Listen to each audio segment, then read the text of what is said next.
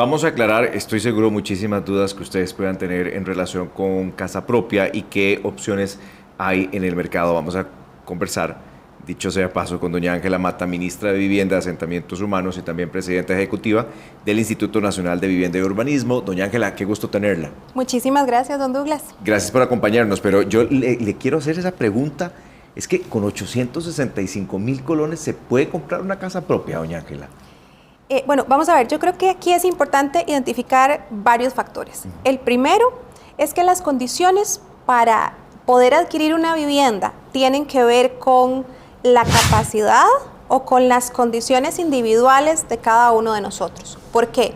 Porque si tenemos niveles altos de endeudamiento, ya no vamos a ser sujetos de crédito. Y esto es indistintamente de la oferta o la demanda de vivienda, tiene que ver con mis condiciones particulares.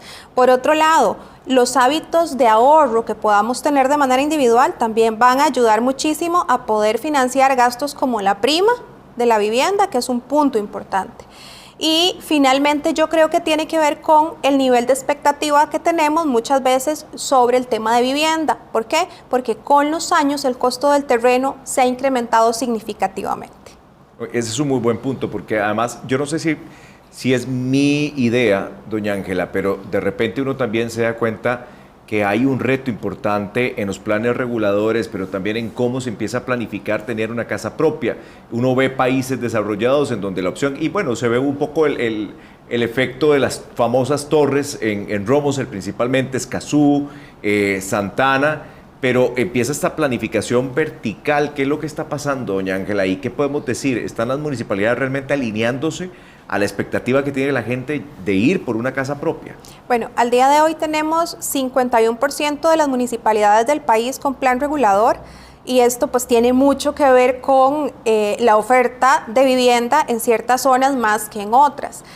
Sin embargo, alguien decía hace unos días, no es lo mismo la realidad de los 70s y los 80s.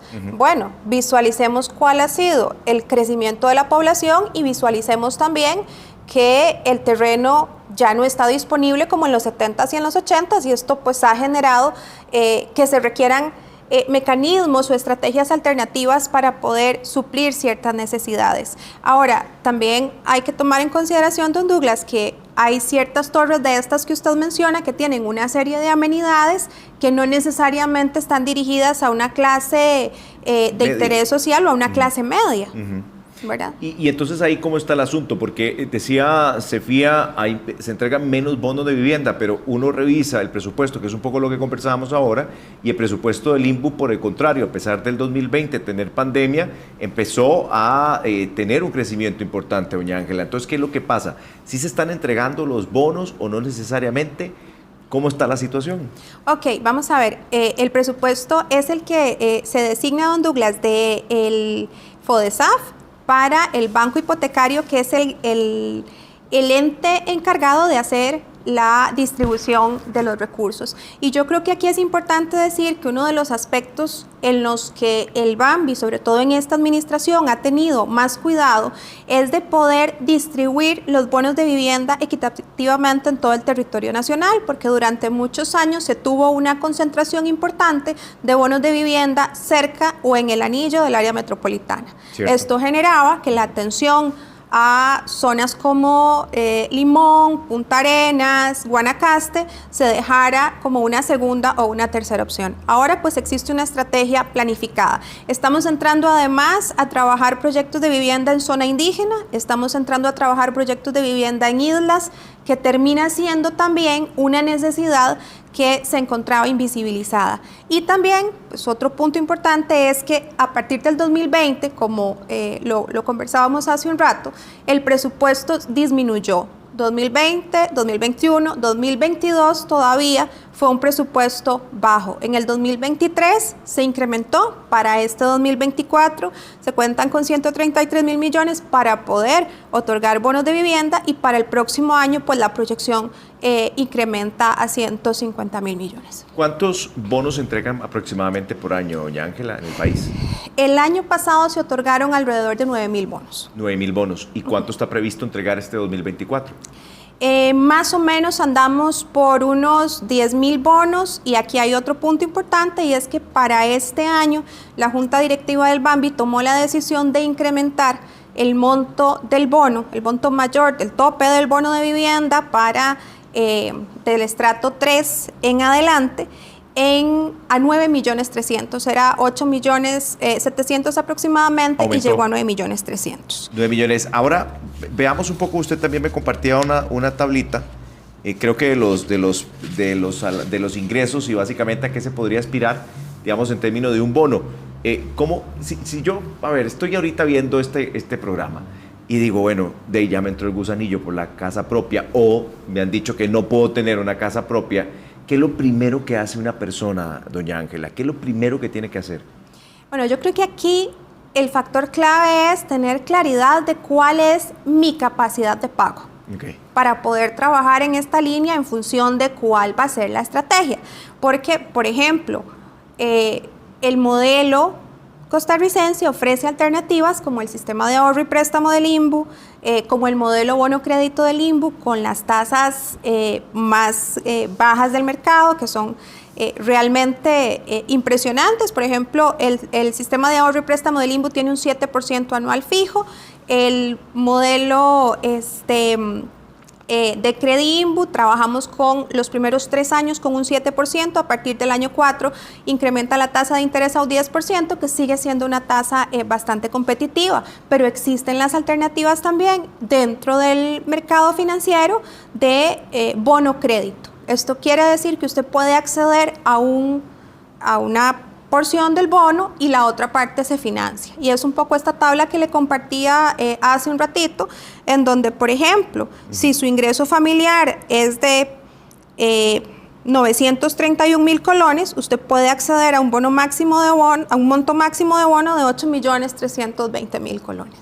Y eso generalmente la gente lo entrega como una prima, que siempre es como el obstáculo ahí para tener una casa propia. Se utiliza en algunos casos como prima, sí, señor.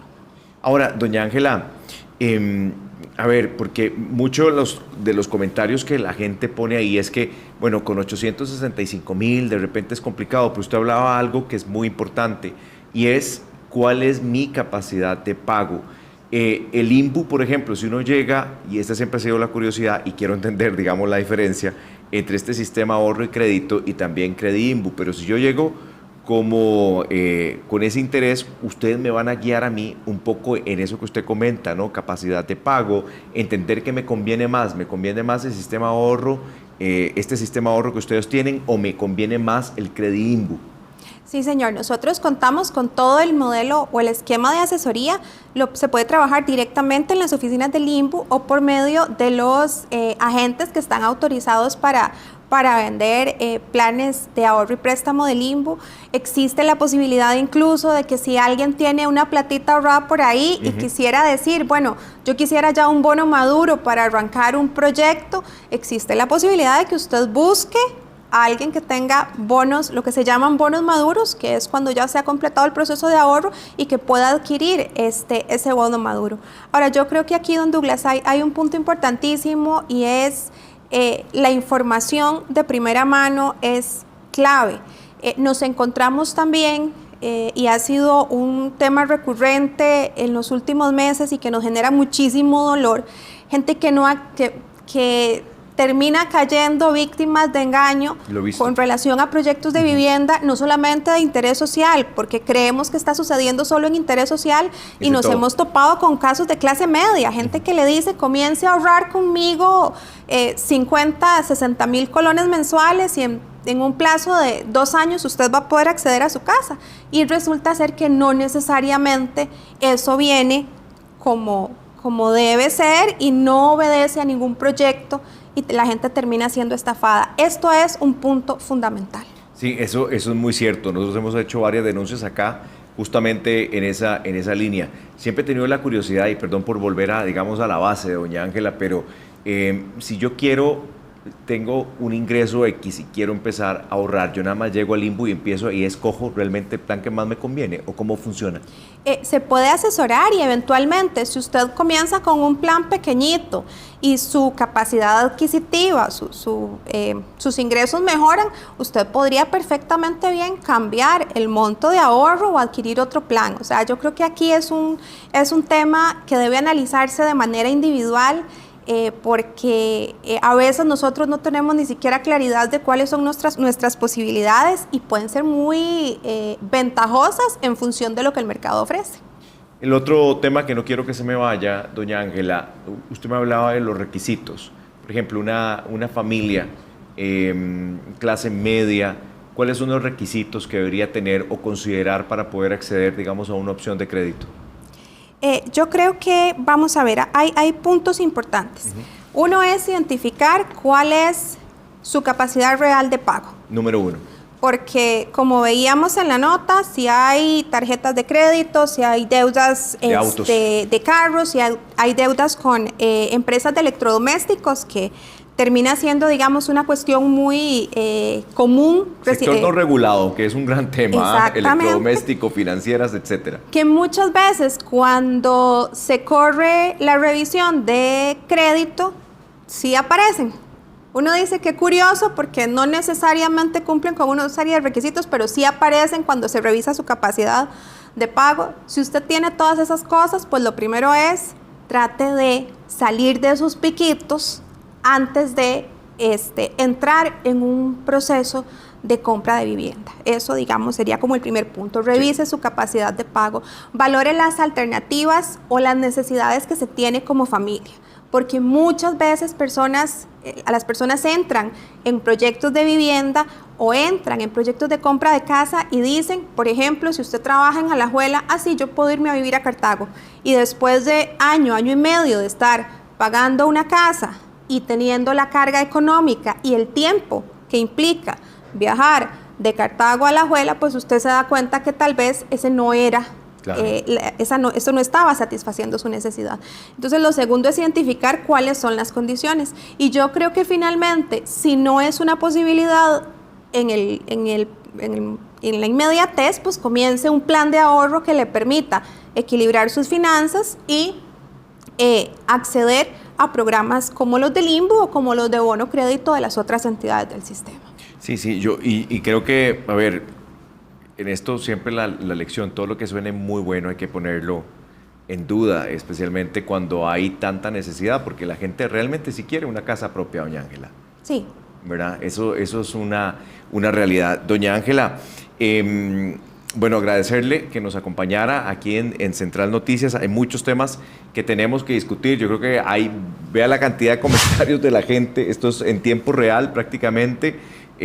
Por ejemplo, si tengo el terreno y construyo, ¿podría tener un bono también del INBU? Sí, claro, y podría acceder a Crediimbu y podría acceder a un programa del sistema de ahorro y préstamo, a un bono maduro sin ningún problema. Podría construirse en terreno propio. Yo quiero un reto aquí, sí, pero señor. Me lo cumple después, porque ya hoy se nos fue el tiempo, pero yo quiero volver a hablar con usted, doña Ángela. ¿Por qué no creamos escenarios? Y le decimos a la gente, bueno, si tiene un terrenito y tiene tanto ingreso, podría obtener esto. ¿Qué claro le parece? Que sí. Hacemos 5 escenarios. Es un trato. Es un trato. Es un trato. Nosotros Perfecto. Nos comprometemos a eso. Lo otro, don Douglas, ¿sí? bonos que no se conversan mucho. Existe un bono que se llama el bono RAM. Estoy seguro que usted no sabía Primera vez de que ese lo escucho. bono. Reparación, ampliación, mejora y terminación. Uy, vea, eso, ¿sabe qué venía pensando un día esto, doña Ángela? Que qué feo se ven las casas en Costa Rica porque les dejamos de dar mantenimiento y se ven arruinaditas. Hablemos un día de esto del bono RAM, de las opciones de bono patio, por ejemplo, que es un concepto interesante, pero conversemos de todas estas cosas porque muchas veces vivienda sí hay, alternativas sí hay, lo que no existe es tal vez la perspectiva de la gente de acercarse a obtener la información de las fuentes correctas. Estoy totalmente de acuerdo. Planteamos esos escenarios y les vamos a llevar toda esa información y darte una discusión abierta donde vamos a incorporar incluso a la gente. Por supuesto, Vía claro que sí. telefónica, plataformas digitales. ¿Le parece, doña Ángela? Maravilloso. Traemos incluso asesores financieros nuestros para que puedan responder preguntas. No, eso me encantó. Doña Ángela Mata es ministra de Vivienda y Asentamientos Humanos, también presidenta ejecutiva del Instituto Nacional de Vivienda y Urbanismo, INVU. Muchas gracias, doña Ángela. Muchísimas gracias y buenas noches.